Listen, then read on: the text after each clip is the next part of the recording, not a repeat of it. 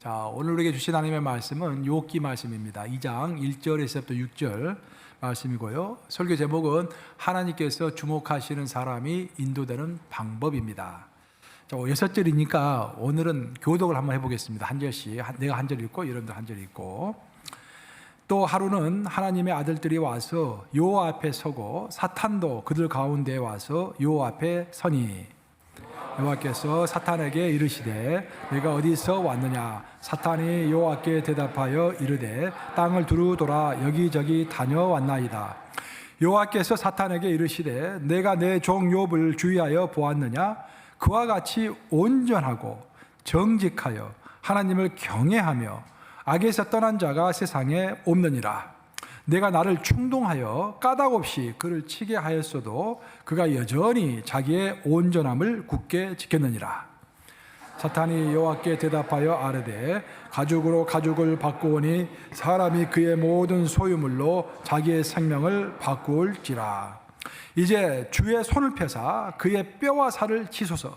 그리하시면은 틀림없이 주를 향하여 욕하지 않겠나이까. 여호와께서 사탄에게 이르시되 내가 그를 내 손에 맡기노라. 다만 그의 생명은 해하지 말지니라. 살아계신 하나님의 말씀입니다. 이 성경 전체적인 내용은요 크게 두 개로 나눠집니다. 나와 하나님과의 관계, 인간과 하나님과의 관계, 그 인간과 인간의 관계. 이 설교도 대부분 크게 분류를 해보면 둘 중에 하나입니다. 인간이 어떻게 이 사회를 살아가야 할 것인가, 다른 인간과의 어떤 관계를 어떻게 맺고 다른 사람들에게 어떻게 전도하고 그 다른 사람과의 관계에 대한 설교가 있고요. 또 하나의 설교는 인간이 하나님과 어떤 관계를 맺을 것인가, 그런 설교가 또 큰 줄을 이루는 거예요. 하나님과 인간과의 관계는 성경은 크게 두 가지로 설명을 하고 있습니다. 첫째는 경외, 하나님을 무서워하는 것입니다. 두 번째는 친밀, 하나님과 친구처럼 친밀하게 지내는 것입니다. 신앙생활을 잘한다라는 것은 하나님과의 관계를 맺을 때 하나님을 무서워하는 동시에 하나님과 친밀하게 지내는 것. 좀 어렵죠. 그렇지만 친밀하게 지내지만 무서워하고 무섭지만 친밀하게 지내는 것. 이 두 가지를 잘 밸런스 맞게 신앙생활을 해나가는 것이 그게 경륜 있는 신앙생활입니다. 그게 경륜 있는.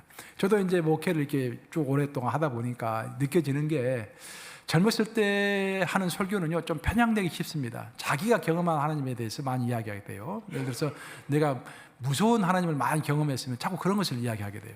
근데 내가 또 복을 많이 받고 친밀한 하나님을 만나게 되면 또 그것만 강조하게 돼요. 근데 목회를 좀 오래 하다 보니까 진짜 좋은 설교는 성경에 나온 대로 밸런스 잡혀가지고 다 말해주는 것이 좋은 설교구나라는 것을 깨달아 알게 됩니다. 성경을 보면은 친밀한 하나님의 대명사는 아브라함입니다. 아브라함은 하나님께서 특별히 내 친구다라고 말씀하신 그런 위인이죠. 그래서 하나님과의 친밀함은 아브라함으로 대변이 됩니다. 그러면 하나님과의 경외, 하나님을 무서워하고 하나님을 경배하고 하나님께 경건한 삶을 하나님 앞에서 살아갔던 대표적인 인물은 바로 욥인 것입니다. 오늘 본문에 나오는. 하지만 욥은 하나님을 경건하게 무서워하며 하나님을 잘 섬겼지만 그에게는 하나님을 직접 체험한 체험이 없었습니다. 체험이 없다라는 것은 체험이 없이는 하나님과 가까워질 수 없죠. 아무리 내가 저 사람과 친하고 싶어도 저 사람과 내가 만나서 대화하고 경험하고 여행도 같이 가고 밥도 같이 먹어야 그 다음 친해지는 거 아니겠습니까? 내가 아무리 저 사람과 친하고 싶다고 해도 만남의 역사가 없으면 친해질 수가 없는 것입니다. 욥에게 있어서 큰 문제는 바로 그것이었습니다. 하나님을 경외하고 하나님을 알고 있었지만 하나님을 만난 경험이 없었어요. 바로 그래서 하나님께서는 사랑하는 욥을 이끌어서 직접 만나주시고 또 욥에게 직접 말씀하시고 그래서 욥의 신앙을 한 단계 더 업그레이드 시켰다.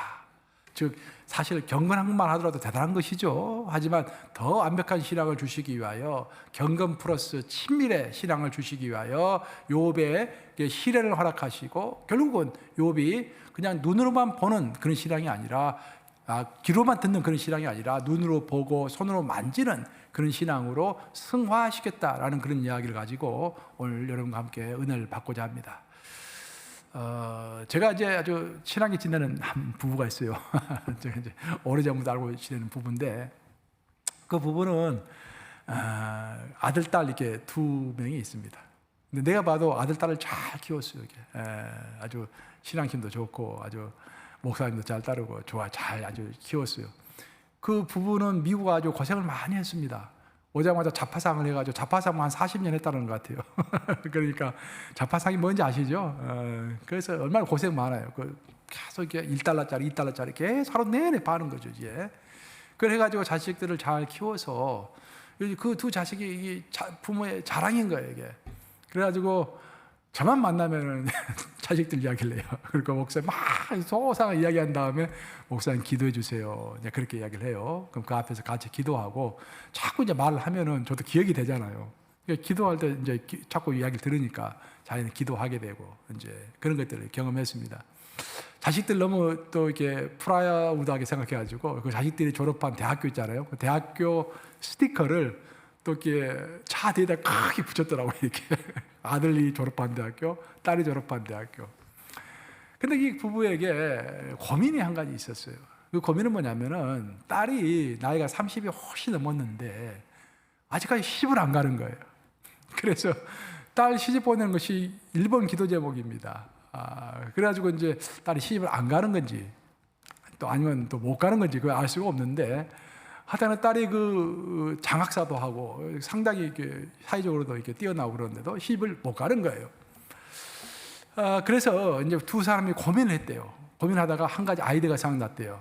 그 우리 남자 그 집사님이 한국에 있었을 때는 상당히 좀 이렇게 여자들에게 인기가 있었대요. 자기 말에 의하면 이제 그래서 자기가 알고 있는 연애 노하우를 딸에게 전달해 주기로 결심을 한 거야. 그럼 딸을 불러가지고 연애는 이렇게 하는 거란다라고 이제 이야기를 해줬대요. 그 이야기를 이제 들으니까 내가 기가 솔깃하더라고요. 그래서 자퇴 한번 해주라고. 그래서 들어봤어요. 그랬더니 이제 이렇게 하라는 거예요. 딸아, 내가 길거리를 지나가다가 또 어떤 파티 같은 데서 너 마음에 만나는 남자를 딱 만나면은 어디서 많이 본 것 같다는 표정으로 주목을 해라. 그 남자를 주목해라. 그리고 지나치면은 다시 한번 고개를 돌려가지고 돌아봐라. 그때 그 남자도 돌아봐서 너와 눈이 마주치면은 그때부터 남녀 간의 관계는 시작하는 것이란다. 그렇게 이제 어드바이스를 했다라는 거예요. 야, 들어보니까 이게 1960년대 방법인 것 같아. 그 나는 상당히 감명이 있었어요. 그렇게 연애를 하는가 보구나, 이게. 여기서 중요한 것은 주목한다라는 것입니다. 주목. 모든 인간은 자신을 주목해 줄 때 행복한 거예요. 그렇죠? 꽃이라는 것도 꽃이 누군가에게 꽃이라고 불러주지 않으면 그 꽃은 아무런 의미가 없는 거예요. 아무리 절세 미녀의 꽃이라고 할지라도 누군가가 와서 그 꽃을 불러주고 만져줘야 그 꽃이 의미가 있는 것이지, 아무리 잘생기고 아무리 멋있는 꽃이라고 할지라도 내가 만져주지 않고 내가 그 이름을 불러주지 않으면 그 꽃은 아무 의미가 없는 것입니다. 주목이라는 것이 중요한 거예요. 어떤 사람을 마음에 들어가지고 그 사람을 주목해서 쳐다보다가 다시 뒤돌아보면은 그 주목을 받은 남자도 기분이 좋은 거예요. 우리 신앙생활도 똑같습니다. 우리 신앙생활도 하나님이 우리를 주목해 주시는 것 이상으로 좋은 것이 없어요. 우리에게 소원이 있다고 한다면 하나님이 나를 주목해서 봐주시는 것. 물론 하나님은 모든 사람을 사랑하시죠. 모든 사람이 구원받기를 원하십니다. 하지만 성경에 의하면 하나님은 특별한 사람에게 주목하신다고 성경은 이야기합니다. 하나님은 요셉을 주목하셨고 다니엘을 주목하셨습니다. 어떤 특별한 한 사람을 주목하셨어요. 그 한 사람을 통하여서 하나님의 꿈이 또 하나님의 비전이 이루어진 것입니다. 오늘 본문에 따르면 하나님께서는 욥을 특별하게 주목했다라고 되어 있습니다. 오늘 본문 한번 읽어보겠습니다. 2장 3절 한번 같이 읽어보겠습니다. 시작. 여호와께서 사탄에게 이르시되 내가 내 종 욥을 주의하여 보았느냐. 그와 같이 온전하고 정직하여 하나님을 경외하며 악에서 떠난 자가 세상에 없느니라. 내가 나를 충동하여 까닭없이 그를 치게 하였어도 그가 여전히 자기의 온전함을 굳게 지켰느니라. 하나님은 사탄에게 욥을 자랑하고 싶었어요. 그러면서 사탄아, 내가 주목하여 보는, 내가 주위에서 살펴보는 욥이라는 인물을 너가 알고나 있느냐? 그 인물을 보기만 하면 내가 마음이 기쁘다. 그러네. 저도 설교할 때요. 설교할 때 이렇게 좀 긴장도 되고 그러면은요. 딱 여러분들 얼굴을 보면은 어떤 성도는 그냥 좋은 성도도 있고요. 어떤 성도는 인상을 탁 찡그리는 성도도 있고 그러면은 내가 설교에서 안 나와요. 그때는 내가 나를 설교를 항상 웃으면서 집중해서 보는 그 성도 얼굴을 딱 보면은요. 마음이 탁 열리면서 설교가 잘 돼요. 주목하는 사람이, 그러니까 나도 설교할 때 주목하는 사람이 있고 하나님도 많고 많은 사람 중에서 하나님이 주목하는 사람이 있는 거예요. 하나님의 나라인 교회에서도 어마어마한 일들이 벌어지고 있고 이 세상에서도 어마어마한 일들이 벌어지고 있을 때 하나님은 감정을 가지신 존재이기 때문에 후회도 하시고 기뻐도 하시고 하시는 존재이기 때문에 얼마나 통탄하시겠습니까? 그때 어떤 한 사람이 하나님의 마음을 시원하게 해준다고 한다면 그 한 사람 때문에 하나님의 마음이 얼마나 기쁘겠습니까? 그러니까 우리는 하나님과의 관계를 가질 때 내 삶이 하나님께 기쁨이 되고 있는가 그것만 살펴보면 되는 거예요. 욥은 하나님에게 기쁨을 주는 사람이었습니다. 그래서 욥에게 하나님은 주목하셨어요. 그 욥을 사탄에게 자랑하고 싶었습니다. 그래서 사탄에게 사탄아 욥을 한번 보아라. 내가 주목하는 욥을 너는 알고나 있느냐 하면서 네 가지로 욥을 칭찬하십니다. 첫째, 욥은 온전한 사람이었고, 둘째, 그는 정직한 사람이었고, 셋째, 그는 경외하는 사람이었고, 넷째, 그는 악에서 떠난 사람이었다라고 네 가지로 욥을 칭찬합니다. 근데 그 네 가지 칭찬은 한 가지로 요약이 돼요. 그것은 맨 처음 언급한 온전함이라는 단어로 모든 것이 요약이 되는 것입니다. 하나님 보시기에 욥은 온전한 사람, complete, 완전이란 말이죠. 완전한 사람이었습니다. 이야, 우리 인간이 온전할 수 있겠습니까? 근데 하나님 봤을 때는 욥은 온전한 사람처럼 보였다라는 거예요. 그래서 하나님은 욥이야말로 온전한 사람이다. 여기서 말하는 온전함이라는 뜻은 무슨 뜻이냐면은 욥은 어떤 시련이 오든지 어떤 환경의 변화가 오든지 우로나 좌로나 치우치지 않고 항상 나만 바라보고 살아가는 그런 사람이다라는 의미에서 하나님은 온전함이라는 단어를 사용해서 사탄에게 욥을 자랑하신 거예요. 그 이야기를 들은 사탄은 하나님께 하나님 좀 속으로 비웃었던 것 같아요. 사탄이 하나님께 대꾸를 합니다. 하나님, 제가 보기에는 욥이 하나님께 그렇게 충성하고 하나님 마음에 쏙 들 정도로 온전함을 보이는 이유가 있다고 생각합니다. 첫째는 하나님께서 욥을 감싸도시면서 보호하시기 때문입니다. 뭐 오늘날도 세대가 위험하지만 그 당시에는 더 위험한 세대였잖아요. 수천 년 전이니까. 그때 하나님께서 모든 것을 보호해 주시지 않습니까? 욥을. 더 중요한 것은 하나님은 욥에게 엄청난 축복을 주셨지 않습니까? 성경 본문에 따르면 동방의 최고의 갑부라고 되어 있잖아요. 그러니까 동방에서 최고로 큰 자였다. 그 말은 큰 자였다는 것은 제일 부자였다 그런 말이에요. 어마어마한 갑부였다 그런 말입니다. 아니 그렇게 하나님께서 매사에 보호해 주시고 매사에 축복을 주시면은 나라도 하나님을 열심히 섬기겠습니다. 이제 그런 이야기를 한 거예요. 하나님이 기분이 약간 안 좋으셨던 것 같아요. 그래서 그런 상태에서 이제 사탄이 하나님께 건의를 하죠. 내가 욥을 한번 쳐보겠습니다. 시험을 한번 해보겠습니다. 그때 하나님이 그래 한번 해봐라. 그래가지고 시험이 이제 오기 시작하는데 욥은 하나님과 사탄 사이에서 천국에서 하늘에서 그런 대화가 있었다는 사실도 모르는 상태에서 큰 시련을 당하게 됩니다. 3차에 걸쳐서 시련을 당하게 돼요. 오늘 본문을 쭉 보시면은 욥기 전체를 보시면은 첫 번째 시련은 제일 먼저 사탄은 욥의 그 소유물을 없앴습니다. 그러니까 첫 번째 시험이 우리가 받을 때 첫 번째 욥기에 따르면은 첫 번째 시험은 물질의 시험입니다. 내 재산이 없어지는 거야. 욥은 꼼짝하지 않았습니다. 그래? 사탄이 두 번째로 이제 이 시험한 게 바로 자식 10명을 없애는 그런 시험이었습니다. 욥은 7명의 아들과 3명의 딸을 가지고 있었는데 그 10명 전부를 죽여버린 거예요. 야, 여러분 같으면 어떡하겠어요? 이 정도 되면은. 어마어마한 시련이죠. 그래도 욥은 꼼짝하지 않았습니다. 그래서 하나님이 욥에게 오늘 본문 보시면 그렇게 이야기하시는 거예요. 이거 봐라. 욥이 괜찮지 않느냐. 그러니까 사탄이 하나님께 다시 건의하죠. 이것은 별거 아닙니다. 이제 진짜 시험이 있습니다. 가죽은 가죽으로서 그와 뼈와 살을 한번 쳐보게 해 주시옵소서 라고 이야기하죠. 오늘 본문 보시면은 즉 살과 뼈를 친다라는 것은 그의 건강의 문제를 내가 손대겠습니다. 그런 말이에요. 그래서 하나님께서는 좋아. 그것도 내가 너에게 허락한다. 단 욥의 생명은 건들지 말아라 라고 이야기합니다. 그래서 사탄이 땅으로 내려와가지고 욥의 건강의 문제를 치기 시작하는 거예요. 온몸에 종기가 나가지고 그냥 기왓장으로 얼마나 간지러웠으면 그냥 살을 북북 계속해서 이게 긁고 있었잖아요. 죽기 일보 직전까지 가게 되는 것입니다. 그래서 욥은 물질을 다 잊어버리고 가족을 다 잃어버리고 아내도 도망해버렸죠. 가족을 다 잃어버리고 자신의 몸까지 상하게 되는 그런 비참한 처지에 놓이게 되는 것입니다. 하지만 여기까지도 욥은 요동하지 않았습니다. 욥은 대단하지 않습니까? 우리는 그냥 물질만 조금 없어져도 난리가 나잖아요. 그냥 다 없어지는 것도 아니고 물질의 10%만 없어져도 막 난리가 나잖아요. 100만 불을 가지고 있다가 10만 불만 없어져도 막 안절부절 못하잖아요. 보통 사람들은. 근데 물질을 다 잃어버린 거예요. 자식은 또 어떻습니까? 자식이 조금 못되게만 해도 그냥 하나님 왜 우리 자식이 이 좋은 대학교를 못 들어갑니까? 왜 직장을 못 들어갑니까? 그런 말들 많이 하잖아요. 근데 그런 차원이 아니라 자식이 다 죽어버렸어요. 한 명도 아니라 10명 다 통째로 죽어버린 거예요. 거기다 자신은 병까지 얻게 되는 거예요. 그래도 그래서 다 견뎌냈는데 마지막 하나의 시험이 더 있었던 거예요. 그 시험이 제일 큰 시험입니다. 욥이 재산이 없어지고 가족이 없어지고 자기 병이 들고 하는 시험은요 1장과 2장으로 끝이 납니다. 3장부터 거의 40장까지 계속해서 세 번째 시험이 나오고 있는데 그게 여론의 시험입니다. 친구들이 찾아온 거예요. 그래가지고 친구들이 욥의 인생을 해석하는 것입니다. 여기서 조심하다 여러분들. 다른 사람의 인생을 해석할 때 조심하셔야 합니다.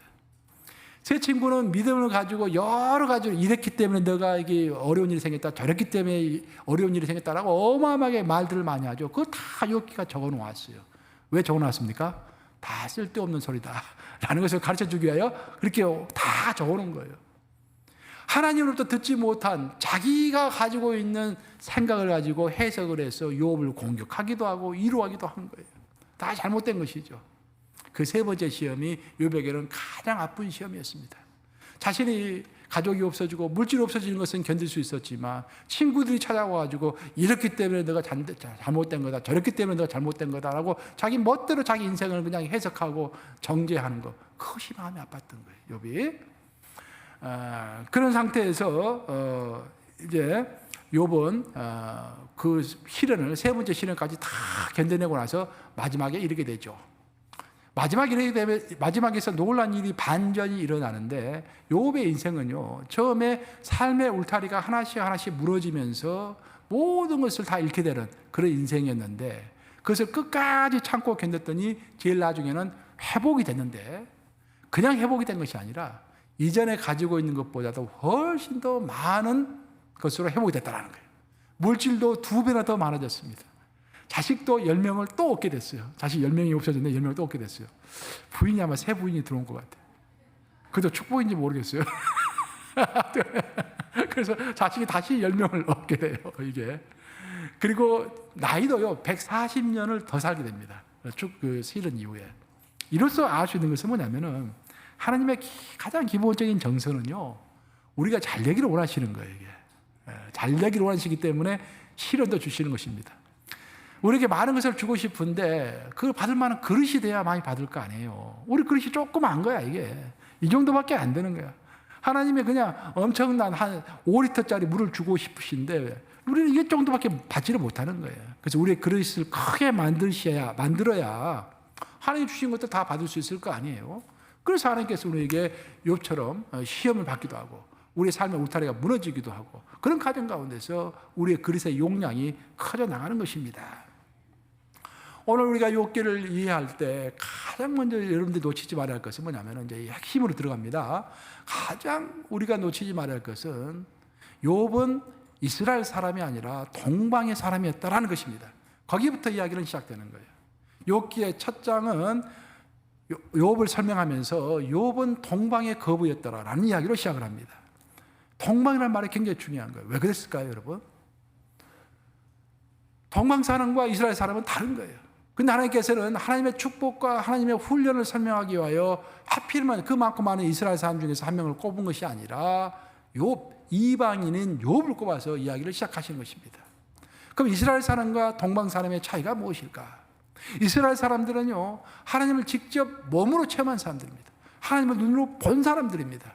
예를 들어서 아브라함 이야기를 좀 해보면요 하나님께서 아브라함에게 나타나셔가지고 아브라함아 너와 나와 언약을 맺자라고 말씀하셨죠. 그 언약을 맺으면서 아브라함이 꿈 가운데 있을 때 하나님께서 짐승을 2동강 다 내시죠. 새를 2동강 내십니다. 그리고 양쪽에 이렇게 다 배를 해요. 이렇게 많이 몇 마리라고 나와 있지 않는데 만 20마리의 새를 2동강이 냈다. 20마리 두 동강이 내면은 40조각이 나오죠. 그 40조각을 한쪽에 왼쪽에 20조각, 오른쪽에 20조각 놓은 거예요. 그렇게 한 다음에 하나님의 인재의 상징인 하나님의 불이 그 사이를 쫙 지나갔죠. 그것을 아브라함이 눈으로 본 거예요. 얼마나 놀랐겠어요. 여러분, 그 짐승을 두 토막 낸다는 의미를 아세요? 고대 근동 지역에서는 항상 그런 식으로 계약을 맺었습니다.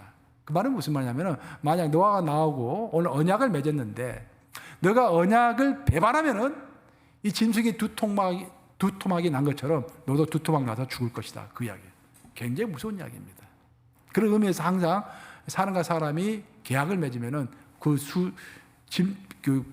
두 토막 난 짐승 사이를 두 사람이 걸어갔던 거예요. 그처럼 아브라함 하나님을 직접 눈으로 본 사람이에요.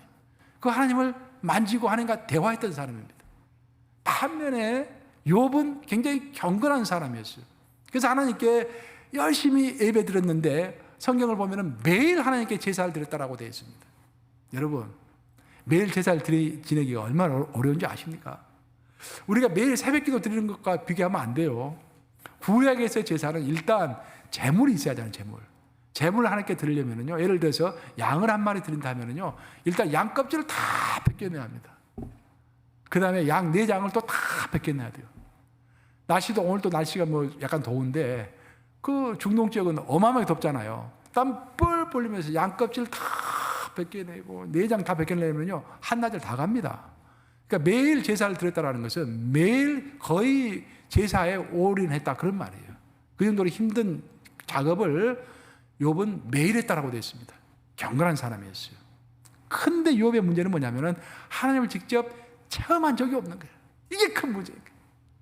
그래서 욥의 시를 받고 나서 욥기에 결론적으로 한 말이 42장이 나오죠. 욥기 42장 5절에 나오는데 한번 같이 읽어볼까요? 42장 5절 읽습니다. 시작. 내가 주께 대하여 귀로 듣기만 하였사오나 이제는 눈으로 주를 배웠나이다 라고 이야기하고 있습니다. 욥은 이제까지 경건한 마음을 가지고 하나님을 잘 예배하고 살았지만 하나님을 직접 만난 적은 한 번도 없었어요.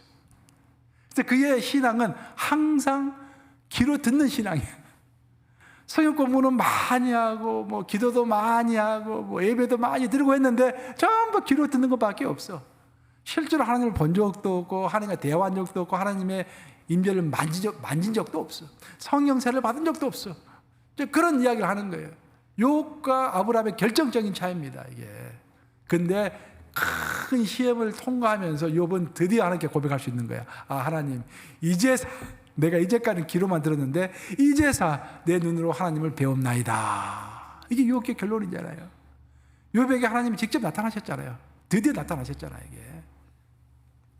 결국 여러분은 욥과 같은 사람입니까? 아니면 여러분은 아브라함과 같은 사람입니까?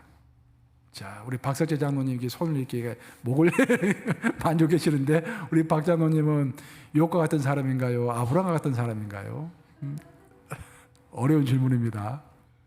보통 어떤 사람은 나는 목사님 욥과 같은 사람 되고 싶어요. 나는 아브라함 같은 사람 되고 싶어요. 그렇게 이야기할 수가 있는데 성경은 두 사람 다 대하는 거예요, 우리가. 욥은 경건의 표상이고 아브라함은 치밀함의 표상입니다. 우리의 신앙은 경건함으로부터 시작하는 거예요. 하나님을 무서워하는 것으로부터 신앙을 시작하는 것입니다. 그 신앙은 반드시 하나님과의 친밀함으로 열매를 맺을 줄로 믿습니다. 그래서 오늘 본문은 그것을 이야기하기 위하여 욥의 긴 여정을 우리에게 알려주고 있는 것입니다. 오늘 제가 방금 말씀드린 친밀함, 경건 이 두 가지는요, 기독교 2000년 역사를 끌어온 동력입니다. 오늘날 여러분들이 많은 교단을 보고 계시고 기독교 내에 또 많은 다툼을 보고 계십니다. 근데 모든 교단의 분리와 다툼은요, 그 근저에 이 두 가지 단어가 공생을 하고 있습니다. 즉 한편에서는 하나님을 무서워하는 것, 경외, 한편에서는 하나님과 친밀히 지내는 것, 친밀, 이 두 가지 단어 때문에 신학이 나누어지고 교단이 나누어진 거예요. 경외를 영어로 표현하면 fear입니다. fear. 하나님을 두려워하는 것을 경외라고 해요. 반면에 친밀함의 영어 표현은 intimacy입니다. 즉 하나님을 친구처럼 가까이 지내는 거예요. 근데 많은 신앙인들은 이 두 가지 사이에서 균형을 이루지 못해요. 한쪽으로 치우칩니다. 어떤 성도들은 하나님을 계속 무서워하기만 해요. 또 어떤 성도 하나님을 너무 쉽게 생각해. 그래서 별로 조심하지 않아. 그러면서 큰 거 다치죠, 나중에. 근데 하나님을 또 무서워하기만 하면은 신앙이 힘들어. 예. 이 두 가지 다 우리가 갖추는 신앙의 밸런스가 너무도 필요한 것입니다. 우리 개신교를 왜 이제 내가 이 경건과 이 경외와 친밀함 이 두 가지가 우리 기독교를 나누었다, 분열의 역사를 만들었다라고 이야기하냐면은 한번 들어보세요. 우리 기독인의 신앙의 목적은 구원입니다. 구원. 여러분들이 아무리 열심히 예배를 드리고 뭐 한다 할지라도 구원을 받지 못했다고 한다면 그건 땡입니다. 땡이라는 단어 써서 좀 미안하지만 아무것도 아니라는 거예요. 이게 구원받는 것이 첫 번째 중요한 거예요. 그 구원을 어떻게 설명하느냐, 이게 이 교단마다 다른 거예요. 이게. 예. 자 보세요. 우리 개신교는 구원을 설명할 때 우리는 죄인인데 그 죄를 관할하시는 재판관 같으신 우리 하나님은 공의 하나님이세요. 무서운 하나님이세요. 그 무서운 하나님이 반드시 우리의 죄값을 물어본다라는 거예요. 그래서 우리는 그 죄값을 이제 치러야하기 때문에 벌벌 떨고 있는데, 예수님이, 하나님의 아들인 예수님, 외아들인 예수님이 이 땅에 오셔가지고 내 죄값을 십자가에서 대신 치러주었다라는 거예요. 그래서 법적으로 나는 예수님 때문에 의인이 되었다라는 거예요. 법적인 해석인 거예요, 이게. 그래서 법정적인 해석이라고 하는데, 하늘법에 따라서 나는 이제 죄인이 아니라 의인이 됐다라고 주장하는 것입니다. 이것이 우리 개신교가 설명하는 구원입니다. 이게 상당히 논리적이죠. 그런데 동방 종교 같은 데 가면은요, 웃어요. 이것이 무슨 구원이냐, 이런 것들이. 그런 구원이 아니라, 구원이라는 것은 우리가 예수님을 내 인생의 주인으로 모셔드리고 구세주로 모셔드릴 때 예수님이 나를 찾아오셔가지고 신비적인 하나가 된다는 거예요. 원바디가 된다는 거예요. 하나. 내면에 와가지고 실제로 내 내면이, 내 생각과 정신이 완전히 바뀐다는 거예요. 우리 개신교는 이미 내 죄값이 없어진 다음에 성화의 과정을 통해서 죽을 때까지 조금씩 예수님을 닮아간다고 설명하잖아요. 동방종교는 그렇게 설명하지 않아요. 예수님이 내 마음에 찾아오시면은 그 순간에 내가 완전히 신의 성품을 갖게 된다. 문자 그대로 신의 성품을 갖게 된다라고 이렇게 주장하는 거예요.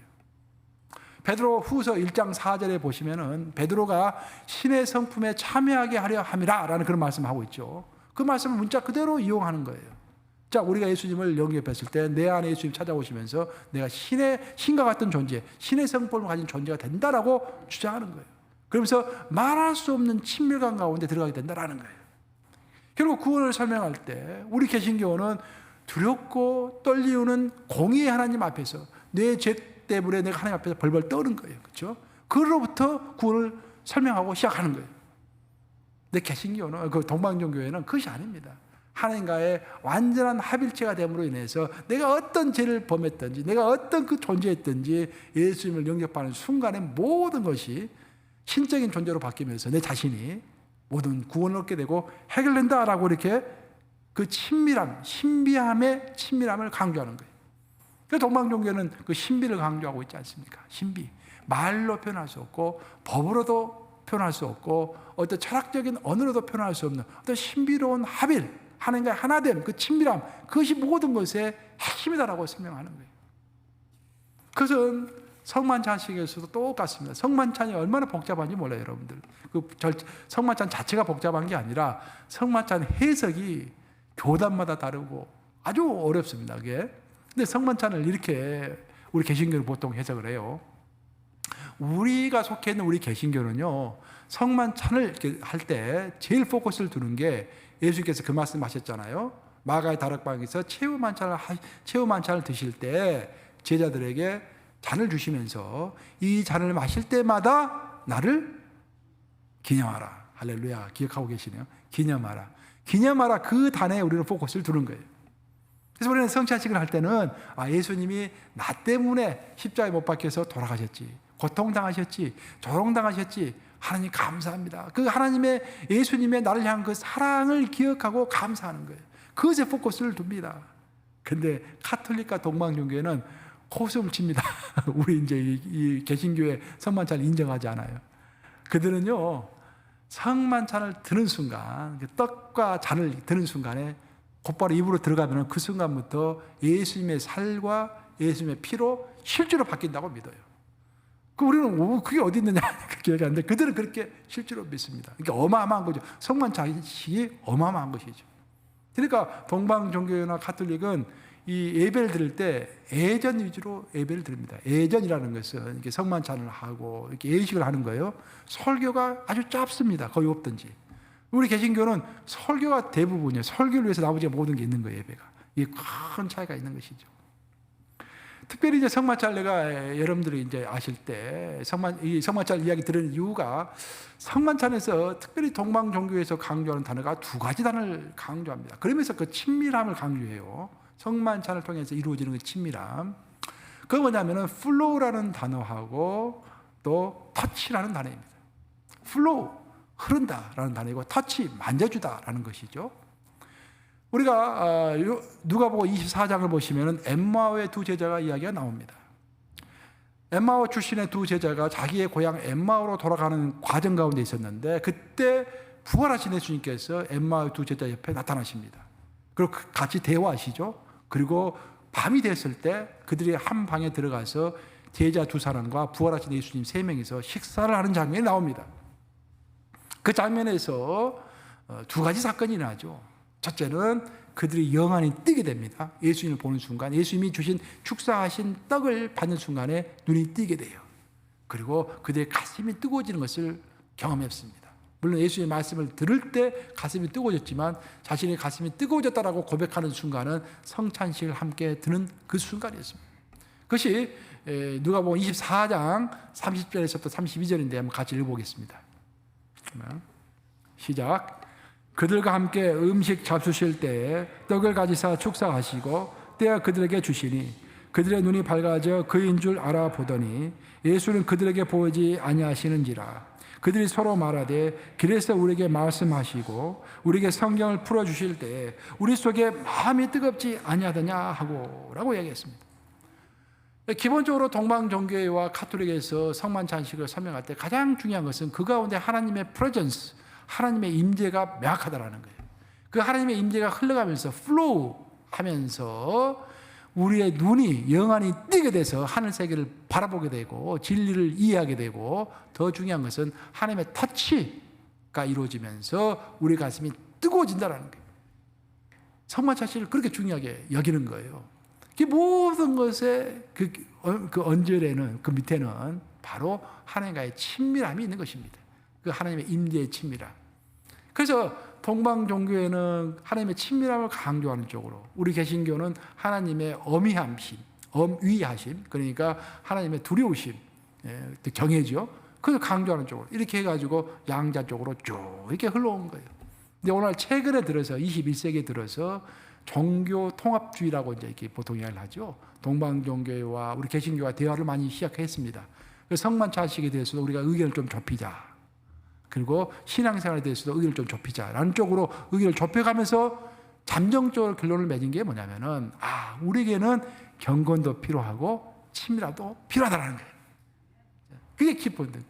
그러니까 만약에 우리의 신앙이 경건함만 있고 친밀함이 없으면 그거 치명적입니다.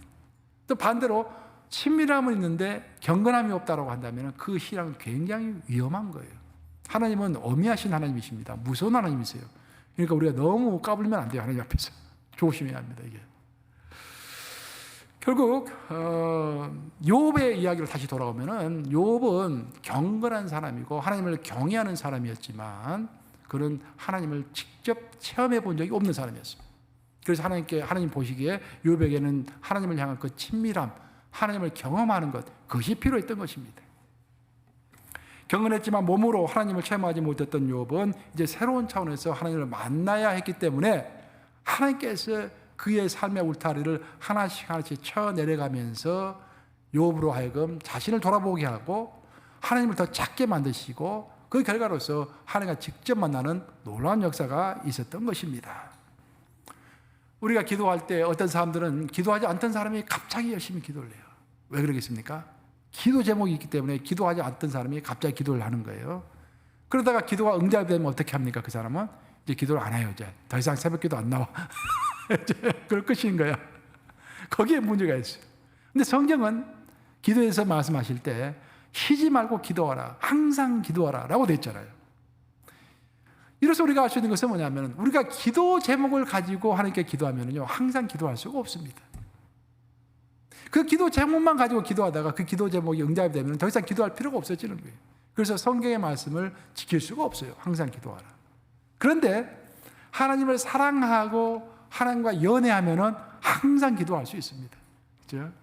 어떤 사람과 남녀의 관계도 그냥 회사에서 서로 그냥 얼굴 보는 관계라고 한다면은 뭐 용건 있을 때마다 짤막짤막하게 전화해가지고 이렇게 통화하면 그걸로 끝이잖아요. 근데 두 사람이 애인 연애하는 관계로 발전을 했다 하면 어떻게 됩니까? 새벽 2시까지, 3시까지, 4시까지 계속 통화하잖아요. 그냥 연애하니까 이게 기도가 똑같은 거예요. 하나님과 우리의 관계가 만약에 우리가 어떤 기도 제목만 가지고 기도한다면은 금방 끝납니다. 기도가 금방 끝나요. 오래 할 수가 없어요. 근데 하나님과 연애하기 시작하면은요, 친밀해져 가지고 연애하기 시작하면은 기도는 끝이 없는 거예요. 매사에 기도하게 되어 있습니다. 매사에 하나님께 물어보게 되어 있어요. 하나님 이거 어떻게 합니까? 하나님 제가 기분이 너무 나쁩니다. 아버지 어떻게 합니까? 이게 자꾸 물어보게 되어 있는 거예요. 결국 욥에게는 하나님을 향한 경외는 있었지만 하나님을 향한 친밀함이 없었기 때문에 하나님께서는 그것을 이제 가르쳐 주시기 위하여 원래 그것을 의도하는 말이 아니었지만 사탄이 중간에 끼어들어가지고 욥을 이렇게 혼란스럽게 만들고 욥에게 시험을 줌으로 인해서 그 결과가 오히려 전화위복이 되어가지고 하나님을 친밀하게 알게 되는 놀라운 역사가 있었던 것입니다. 우리가 하나님의 친밀함을 이제 마지막으로 한 가지만 더 욥의 하나님을 향한 그 친밀함을 생각할 때 정말로 우리가 조심해야 할 것 중에 하나는 뭐냐면은 하나님과 내가 친밀해지는 데 있어서 방해 요인이 있다라는 거예요. 그 방해 요인은 다른 사람도 아니고 어떤 환경도 아닙니다. 바로 내 자신의 욕심 때문인 것입니다. 성경에 따르면은 우리의 욕망이 바로 하나님과 나 사이를 가로막고 그 욕망이 죄를 만들고 하나님과 나 사이를 가로막고 멀어지게 하는 것입니다. 근데 욕망이 문제가 되는 거예요. 그래서 하나님께서 아브라함을 시험하실 때, 훈련시키실 때 크게 3단계로 훈련시키시죠. 첫 번째는 본토 친척 아비 집을 떠나는 것이었습니다. 떠나는 훈련을 시키십니다. 아브라함은 그것을 잘 지켰어요. 두 번째 시험은 하나님께서 가라고 명령하신 것을 애누리 없이 따라서 순종하는 것이었습니다. 아브라함은 하나님께서 가라고 하시는 곳에 애누리 없이 순종함으로 또한 그 시험도 통과했죠. 순종의 시험도 통과했습니다. 그런데 마지막 한 가지가 더 있었습니다. 이제 이게 모든 사람들에게 이제 문제가 되는 거예요. 그것은 뭐냐면은 하나님은 아브라함을 이제 아주 깊이 있게 훈련하실 때, 하나님의 사람으로 딱 만드실 때 마지막으로 훈련하신 게 뭐냐면은 가장 소중한 것에 칼을 대게 하셨습니다. 이게 아브라함의 인생을 자세히 살펴보면은요, 아브라함이 신앙 훈련을 받기 시작한 그 첫 번째 장면과 거의 마지막 장면이 일어나가지고 그 칼 이야기가 2번 나옵니다. 칼 이야기가. 자, 아브라함이 신앙의 여정을 시작했어요. 그때 하나님께서는 칼을 들라고 그랬습니다. 아브라함에게 왜 그랬습니까? 뭐 하기 위해서? 할례를 받기 위해서. 너 표피를 스스로 잘라라. 오늘날이야 뭐 병원에 가가지고 마취하고 뭐 별로 아프지도 않고, 물론 하고 나면 아프지만 뭐 별거 아닙니다. 근데 그 당시에는 그런 것을 생각도 못했던 시대 아니에요. 가장 민감하고 가장 아픈 부위를 칼로 잘라라. 그 당시에는 칼이 부싯돌이죠, 부싯돌. 부싯돌로 그냥 돌로 그냥 살을 베어내는 것이 얼마나 아프겠어요. 그렇죠? 가장 소중한, 우리 육체가 소중하잖아요. 가장 소중한 육체, 그 부위 중에서도 가장 중요한 부위를 하나님이 칼로 자르라고 하신 거예요. 그러나서 그것을 칼로 자른 다음에 아브라함이 수십 년을 하나님과 동행했습니다. 그리고 상당히 성숙했어요. 그때 이제 아브라함의 신앙이 거의 막바지에 이르렀을 때 하나님께서 마지막으로 또 한번 칼을 들어라라고 그랬죠. 왜 칼 들었습니까? 아들 이삭을 번제로 바치기 위해서. 그 시험을 또한 아브라함이 통과하는 것입니다. 바로 여기에 신앙의 원리가 있습니다. 그것은 뭐냐면은 우리가 가장 소중히 여기는 것, 하나님만큼 소중히 여기는 것이 우리 마음속에 있다고 한다면은 그것을 칼로 절단할 수 있는 사람만이 하나님의 친밀함에 도달할 수 있는 것입니다. 욥과 아브라함의 차이가 있다고 한다면은 그들은 모두 경건한 사람이었지만 욥은 자신의 소중한 것에 칼을 대본 적이 없는 사람이었습니다. 욥은 하나님으로부터 엄청난 축복을 많이 받았죠. 많은 물질도 받고 여러 가지 축복을 받았지만 그 소중한 것에 스스로 칼을 대본 적이 없는 사람이었어요. 하지만 아브라함은 자신의 가장 소중한 자기 육체와 자기 자식에게 칼을 들었던 그런 경험을 가진 사람이었습니다. 거기에 욥과 아브라함의 큰 차이가 있죠. 그래서 하나님께서는 욥을 아브라함과 같은 사람으로 만드시기 위하여 이 모든 시련을 허락하신 것입니다. 사탄이 꾸민 것이죠. 그렇지만 사탄이 자기 꾀에 자기가 넘어간 것이죠. 그 하나님께서는 그것을 아셨기 때문에 사탄의 시험을 허락하신 것입니다. 이제 말씀을 마무리합니다. 결론은 하나님은 우리의 신앙이 경외와 아울러서 친밀해지기를 원하십니다. 경외와 친밀 두 가지를 다 갖기를 원하시는 거예요. 경외와 친밀 두 가지를 다 가질 때 우리의 신앙이 진일보하고 한 단계 업그레이드 되는 것입니다. 그리고 그렇게 우리의 신앙을 업그레이드 시키기 위하여 하나님은 가끔씩 두 가지를 하신다는 거예요. 첫째는 우리의 삶의 울타리를 다하게 허무십니다. 건강의 문제로 우리의 건강의 울타리를 허물 때도 있고요. 우리의 또 재물의 울타리를 허물 때도 있고 인간관계의 그 관계의 울타리를 허물 때도 있습니다. 하나님이 허락하시기 때문에 이 모든 일들이 벌어지는 거예요. 하나님이 의도하지 않으셨다 할지라도 하나님이 허락하실 때만이 이런 일들은 우리에게 벌어지는 것입니다. 두 번째로 우리의 신앙을 업그레이드 시켜서 하나님께 좀 더 깊이 있게 나아갈 수 있도록 우리를 인도하기 위하여 어떨 때는 하나님께서 우리로 하여금 칼을 들게 하시는 거예요. 그 칼을 들어서 내 인생에 가장 소중한 것.